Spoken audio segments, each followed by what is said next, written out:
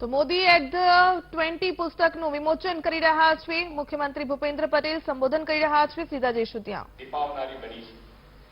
એક સામાન્ય પરિવારનું સંતાન રાષ્ટ્રહિતની સમર્પણ ભાવનામાં પોતાનું જીવન ખપાવી દે એ ઘટના ગુજરાતીઓ અને દેશ માટે ગૌરવની ઘટના છે।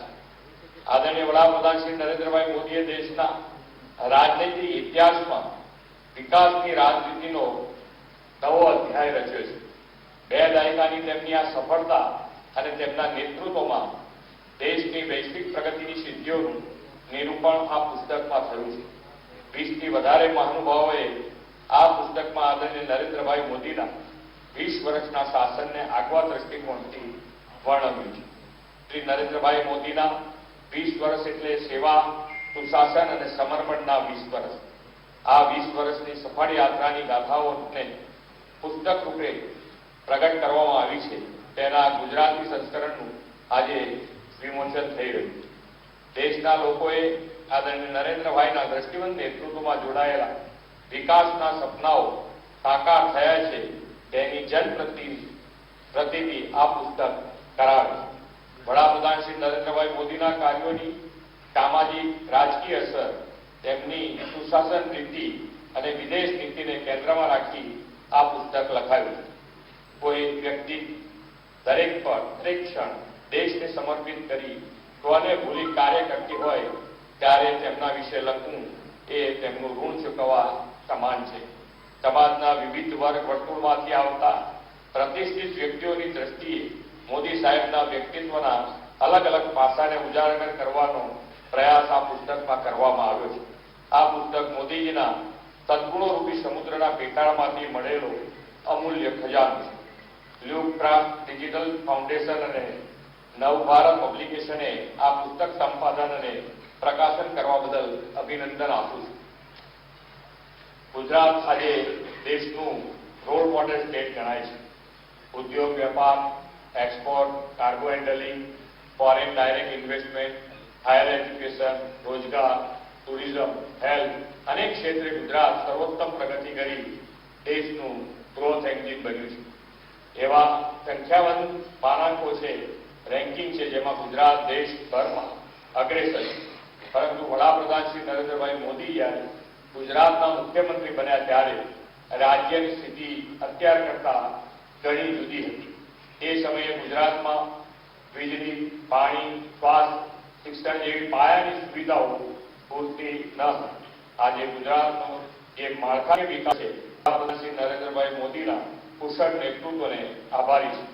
તેમણે દેશની જનતાને વોટ બેંકની રાજનીતિને બદલે વિકાસ, ગુડ ગવર્નન્સ આધારિત રાજનીતિની ભેટ આપી છે। કોરોના મહામારી હોય કે યુક્રેન યુદ્ધ, વડાપ્રધાનશ્રીની વિદેશ નીતિના સારા પરિણામો દેશે જોયા છે। તેમનું એક કુશળ રાજનૈતિક વ્યક્તિત્વ ઉભરી આવ્યું છે। વિશ્વના લોકપ્રિય નેતા તેઓ બની ગયા છે। આવા રાષ્ટ્ર ઉપાસકનું ગૌરવગાન આ પુસ્તકના માધ્યમથી થાય તે શ્વાનામાં સુગંધ સમાન છે। આપણે સૌને ખ્યાલ છે કે ભારત યુનાઇટેડ કિંગડમને પાછળ છોડીને હવે દુનિયાની 5મી સૌથી મોટી ઇકોનોમી બની ગઈ। હજુ 4-5 દિવસ પહેલા જ ઇન્ટરનેશનલ મોનિટરિંગ ફંડે ભારતમાં મોદી સાહેબની આગેવાનીમાં થયેલા મોટા સ્તરના સુધારા અને બદલાવની પ્રશંસા કરી છે। IMF એ વૈશ્વિક મંદીના માહોલ વચ્ચે ભારતને એક બ્રાઇટ સ્પોટ ગણાવ્યું છે। આ ગૌરવ સિદ્ધિઓ શ્રેય પણ વડાપ્રધાનશ્રીની વિઝનરી લીડરશીપને જ જાય છે। કાશ્મીર અંગેની કલમ 370ની નાબૂદી, સર્જિકલ એર સ્ટ્રાઇક, વિસ્તારવાદી શક્તિ સામે દેશનું માથું ઊંચું રાખવું, રામ જન્મભૂમિ મંદિર શિલાન્યાસ, આ બધા કામ મોદી સાહેબ જેવા યુગ પુરુષ જ કરી શકે। સ્વચ્છતા અભિયાન, ઘર ઘર નલ સે જલ, આઝાદીનો અમૃત મહોત્સવ, આત્મનિર્ભર ભારત, આવા નવીનતમ વિચાર મોદીજી જેવા જનનાયકને જ આવી શકે। વડાપ્રધાનશ્રીની આવી જનસેવા પરાયણતા, રાષ્ટ્ર ગૌરવ ભાવના અને ભારત માતાને વિશ્વગુરુ બનાવવાની કટિબદ્ધતા આ પુસ્તકમાં પ્રતિબિંબિત થાય છે। આવા યુગ પુરુષ, જનનાયક વિશે, તેમના કાર્યો, વિચારો વિશે અવનવા પુસ્તકો લાખો લોકોને પ્રેરણા આપશે એવા વિશ્વાસ સાથે વિરમું છું. ભારત માતા કી જય. વંદે માતરમ. જય જય ગરવી.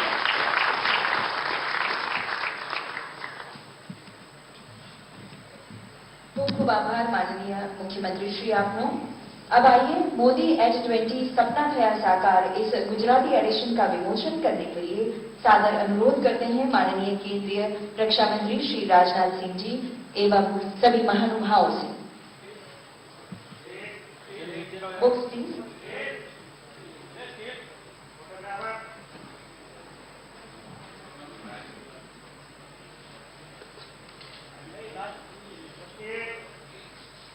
चार दशकों से गुजरात में एक प्रसिद्ध पब्लिकेशन के रूप में प्रस्थापित नवभारत पब्लिकेशन द्वारा इस पुस्तक का गुजराती संस्करण प्रकाशित किया गया है, जिसका विमोचन आज महानुभाव लेकर कमलों से हुआ. बहुत बहुत धन्यवाद. और अब आइए मैं माननीय केंद्रीय रक्षा मंत्री श्री राजनाथ सिंह जी से सादर अनुरोध करती हूं आपके प्रेरक संबोधन के लिए.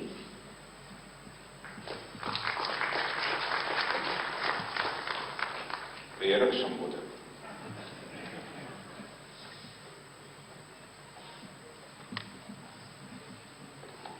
हमारे गुजरात के मुख्यमंत्री,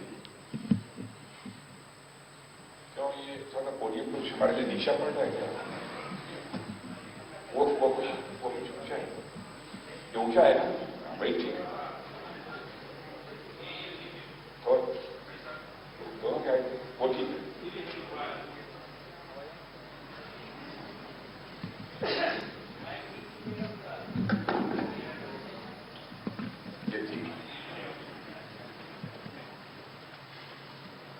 हमारे गुजरात के यशस्वी मुख्यमंत्री श्री भूपेंद्र भाई पटेल, सूचना एवं प्रसारण मंत्री, बहुत ही डायनेमिक लीडर हैं हमारे साथ मिस्टर एल मुरुगन जी, यहां उपस्थित सभी सम्मानित देवियों व सज्जनों, जैसा हमारे मुख्यमंत्री भूपेंद्र भाई ने बताया और हमारे एल मुरुगन जी ने भी बताया, मोदी H20 इसके गुजराती संस्करण का आज विमोचन हुआ है. वैसे जिस समय यह पुस्तक छपी थी उस समय आज के हमारे प्रधानमंत्री मोदी जी के मुख्यमंत्री प्रधानमंत्री के रूप में काम करते थे. 20 वर्षों का समय गुजरा. लेकिन गुजराती संस्करण जब यहां पर उसका विमोचन करना है, मोदी H20 की जगह मोदी H21. यह संयोग देखिए, गुजराती संस्करण का विमोचन करने का अवसर मुझे ही मिला. अभी राष्ट्रीय रक्षा विश्वविद्यालय के दीक्षांत समारोह कन्वोकेशन को एड्रेस करने के बाद सीधे मैं आया हूं और आधे घंटे के बाद आप सबके बीच यहां पर मैं मौजूद हूं. कभी कभी मैं सोचता हूं कि ये सब संयोग क्यों बनते हैं, गुजरात के साथ हमारा क्या रिश्ता. बराबर हमारे दिमाग में एक बात आती है कि भले ही मैं गुजरात में नहीं पैदा हुआ, भले ही मैं गुजरात की मिट्टी में खेल कूद कर बड़ा नहीं हुआ, लेकिन मेरी मां का नाम गुजराती है.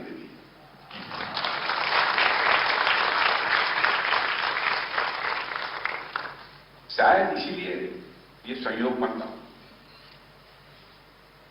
ईश्वर की लीला अद्भुत है, कुछ कहा नहीं जा सकता. और मैं ये भी कहना चाहता हूं कि मोदी जी के बारे में जो कुछ भी मैं कहूंगा वो अतिशयोक्तिपूर्ण नहीं होगा. जो कुछ उन्होंने काम किया है इसका एग्जैगरेशन नहीं होगा. मैं सोच रहा था कि पहले मैं टेक्सचर बोर्ड जैसे जनरल भाषण होता है वैसे जाकर मैं बोल दूं, लेकिन मुझे लगा जब तक कुछ पॉइंट्स लेकर लोगों के सामने मैं नहीं बोलूंगा तो पुस्तक के विमोचन में उस पुस्तक के साथ हुआ जस्टिस नहीं होगा. इसलिए सामान्यतः पुस्तकों के विमोचन में पॉइंट्स लेकर इनको बोलना चाहिए. मैं मोदी जी के बारे में कह सकता हूं, अब वह केवल प्रधानमंत्री ही नहीं है, बल्कि एक जननेता ही नहीं, मैं कह सकता हूं देश के सांस्कृतिक पुनर्जागरण के प्रतीक।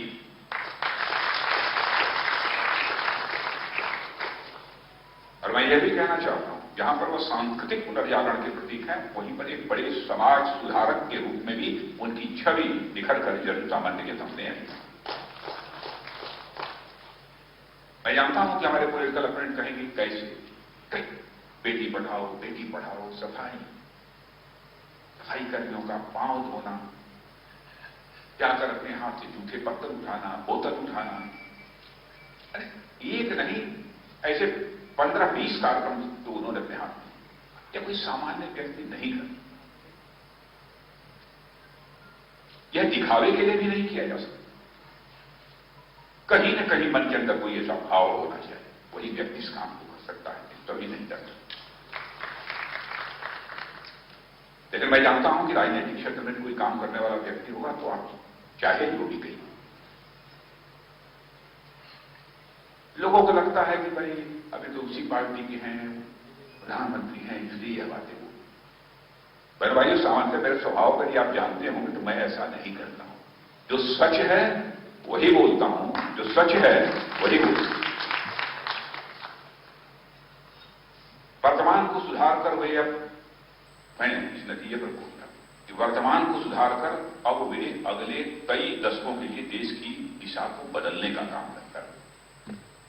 आगामी कई दशकों के लिए देश की दिशा को बदलने का काम करता है। आप ये कहेंगे कि ये कैसे? अभी गुजराती में जो हमारे बोल रहे थे बड़े मुख्यमंत्री भूपेंद्र पटेल, उन्होंने इंटरनेशनल मॉनिटरी फंड के डायरेक्टर जनरल का एक स्टेटमेंट, उसकी चर्चा उन्होंने की, क्रिस्टीना जारी। क्या कहा है उन्होंने? India deserves to be bright this part due to its part growing economy and structural reform. International monetary fund की डीजी का यह बोलना कोई सामान्य बात नहीं है। चारों तरफ अर्थव्यवस्था को लेकर के अंधियारा हुआ छाया हुआ है, यदि कहीं पर रोशनी यदि दिखाई देती है, भारत में रोशनी दिखाई देती है, भारत की अर्थव्यवस्था में रोशनी दिखाई। यह कोई छोटी बात नहीं है। अब हमारे मोदी जी कई दशकों के लिए देश की दिशा बदलने का काम कर रहे हैं, यानी भविष्य अपने गवर्नेंस और फैसलों से कि भारत के भविष्य के नियंता बन। वे भारत के वर्तमान के लिए नहीं, बल्कि मैं कहूंगा भारत के भविष्य के लिए इस समय काम करते हैं। वर्तमान के लिए तो करते ही हैं, भविष्य के लिए भी काम करते हैं। और मित्रों, मोदी जी इतिहास की एक ऐसी लकीर है जो देश के राजनीतिक इतिहास में पहली बार उकेरी गई है। उकेरी गई का मतलब समझते हैं? गुजरात लोग समझते हैं उकेरी गई?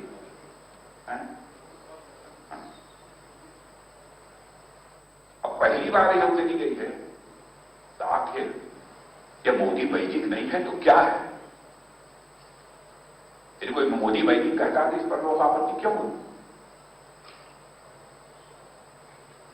मैंने पहले भी यह कहा तो लोगों को आश्चर्य हुआ कि राजनाथ जी ऐसा कहे। मैं बोल चुका हूं और मैं फिर कह रहा हूं, दोहराना चाहता हूं, इस देश की नब्ज को पहचानने वाला और जनता से सीधा संवाद करने वाला महात्मा गांधी के बाद यदि कोई दूसरा नेता है तो उसका नाम है श्री नरेंद्र भाई मोदी। तुलना नहीं है। मैं जानता हूं जिनको इसमें कुछ निकालना होगा वो कहेंगे तुलना करें, तुलना नहीं है। जो नेतृत्व हुए हैं बाद के, उनकी बात मैं कर रहा हूं। जनता के नब्ज को, जनता के मूड को पहचानना, जनता की नीड्स, जनता की आवश्यकताओं को पहचानना, एक सूक्ष्म दृष्टि जो उसके लिए होनी चाहिए, वह यदि किसी के पास है तो वह नरेंद्र मोदी जी के पास है। इसलिए मैं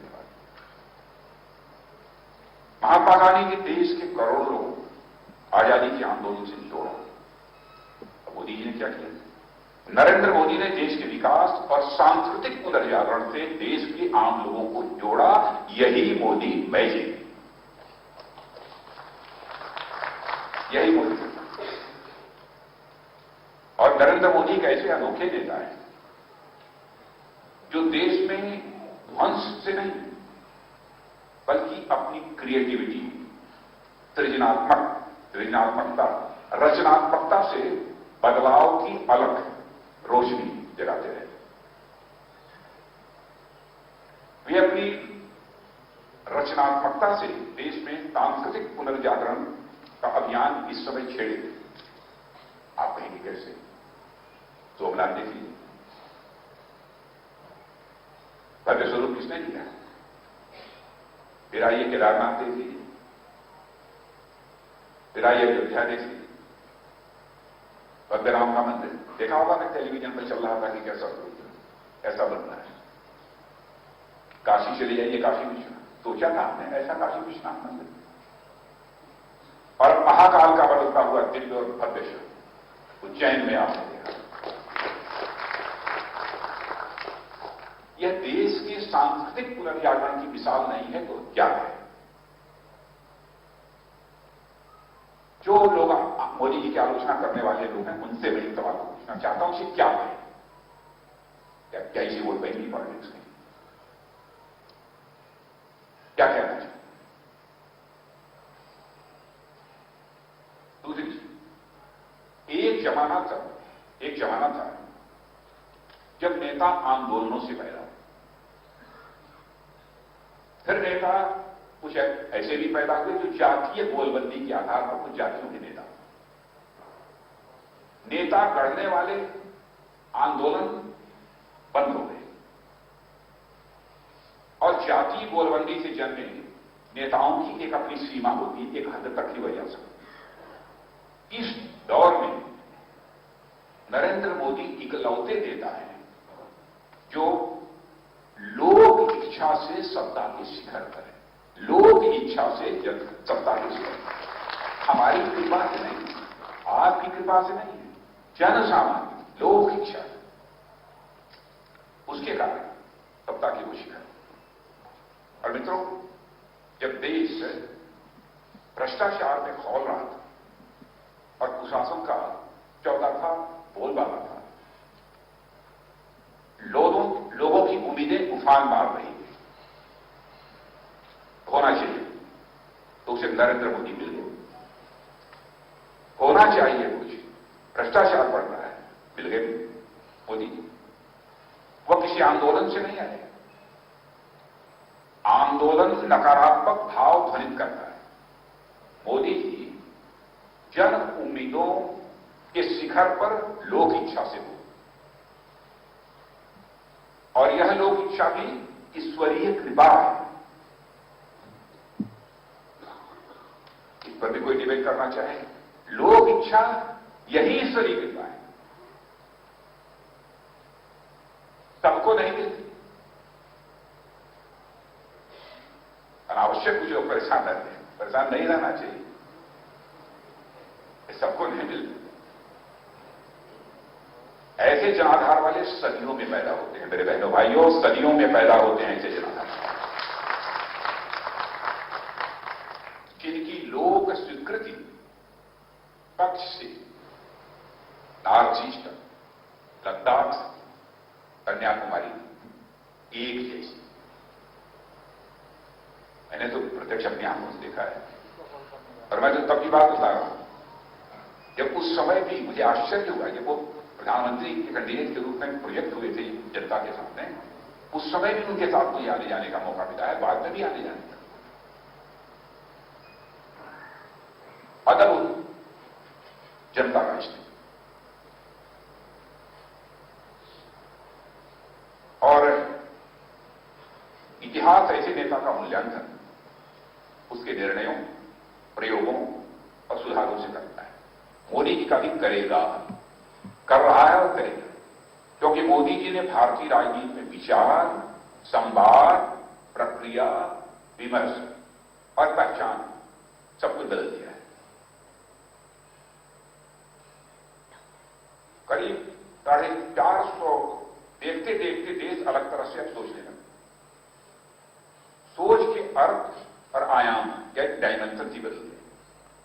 ऐसा क्यों और कैसे हुआ, इसकी कुंजी यदि आपको कहीं ढूंढनी है तो इस किताब को पढ़िए, उसको कुंजी आपको इस किताब में मिल जाएगी, जिसका आज मैं लोकार्पण करने के लिए यहां पर आया। આ સાથે જ રોકાઈએ બ્રેક માટે. જોતા રહો વીટીવી ન્યૂઝ.